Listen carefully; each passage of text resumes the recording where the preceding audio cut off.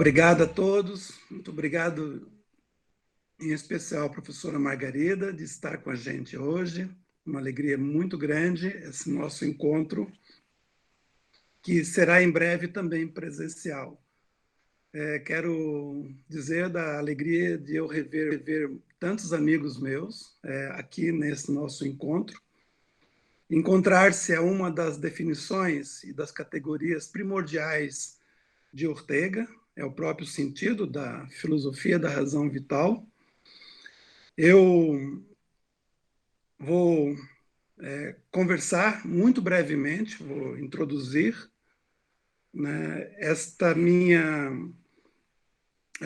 aula de introdução aos estudos orteguianos, que eu chamei de As Orteguianas, que elas uma relação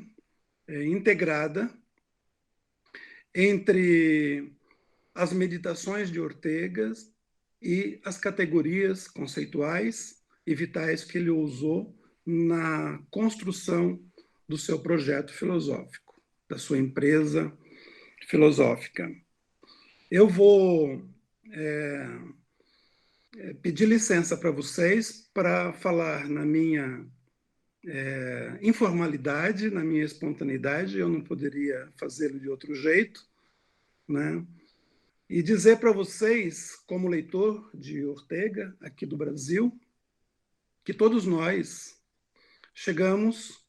atrasados nas leituras e nas descobertas desse grande filósofo, desse grande pensador do nosso tempo. E, de certa forma, isso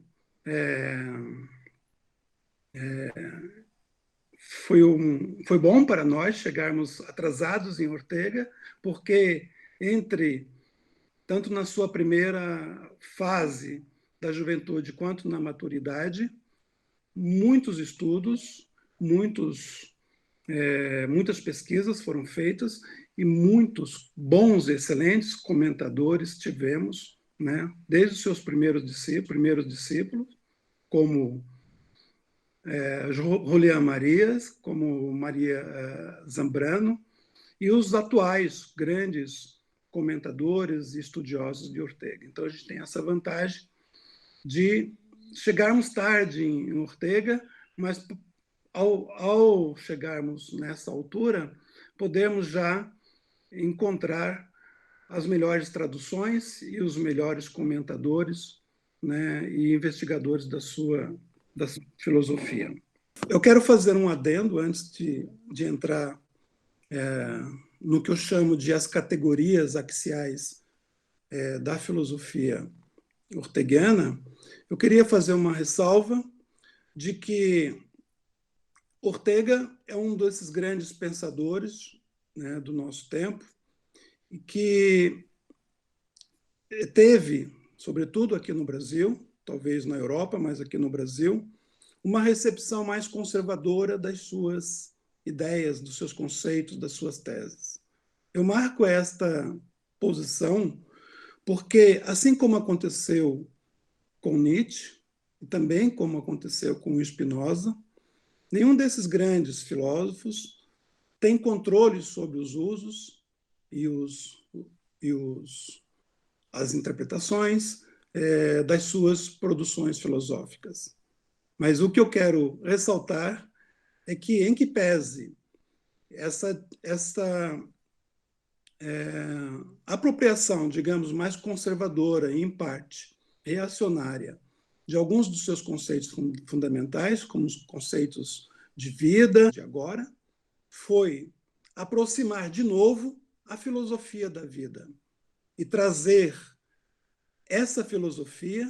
como uma oportunidade, como a própria liberdade de nós fazermos a nossa própria vida. E eu acho que a filosofia e o método da razão vital, ela é, nesse ponto de vista, extremamente relevante, sobretudo para vocês, para fazer uma breve apresentação. Entre o eu dessa frase e mim, Existe um grande travessão. Eu sou eu e a minha circunstância, se não a salvo, a ela, não salvo a mim. Vocês percebem aqui nesta frase que se tornou a mais emblemática e conhecida de Ortega, aqui eu faço a ponte entre o que eu chamo de eu aqui, o eu e a minha circunstância, e o mundo aí, o mundo, e de outro, pensar a nossa vocação como uma perspectiva de futurição. E se vocês notarem nesse desenho que eu estou apresentando, cada uma dessas quadras correspondem àquilo que eu chamo de os planos executivos da nossa vida, entre aquele sujeito, aquele agente histórico que entra, que faz a história e que torna a vida esse fazer com poético, ele entra de diferentes modos. Em cada um desses momentos, dessas conexões, que eu chamo de conexões orteguianas, entre vida e aventura, vocação e futurição. Para mostrar para vocês que essa vida, ela é como se fosse um giro que a gente faz na nossa própria existência, onde as marcas da vida, essas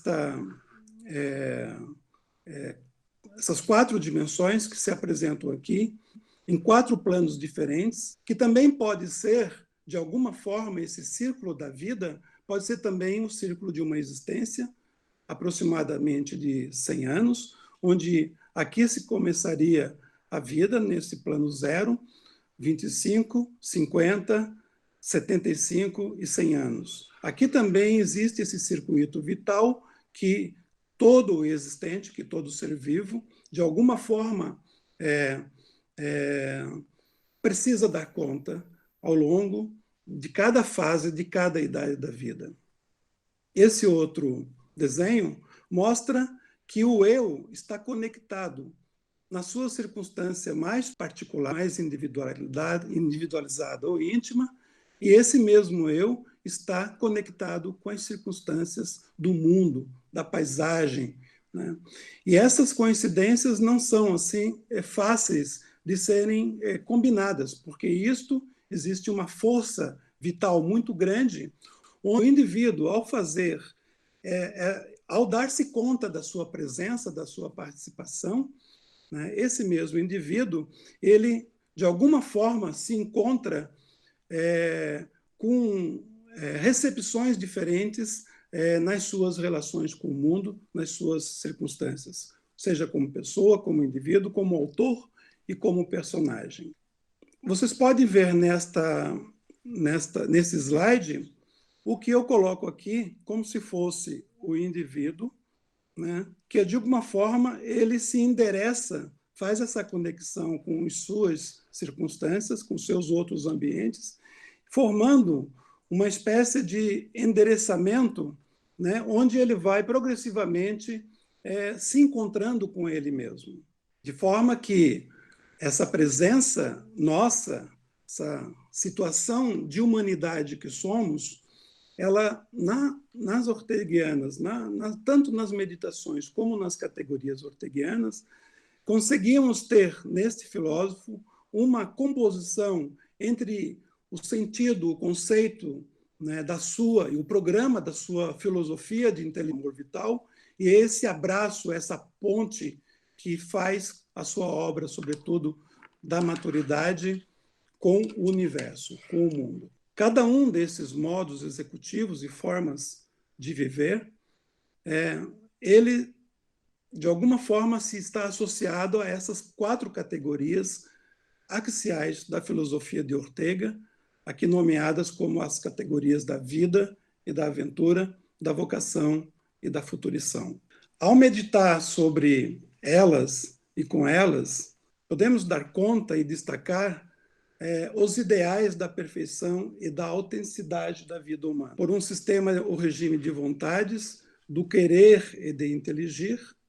em busca desse outro si mesmo, desta outra forma de vida, em busca do autoaperfeiçoamento, em busca da perfeição, da autenticidade. Talvez aqui o Ortega tenha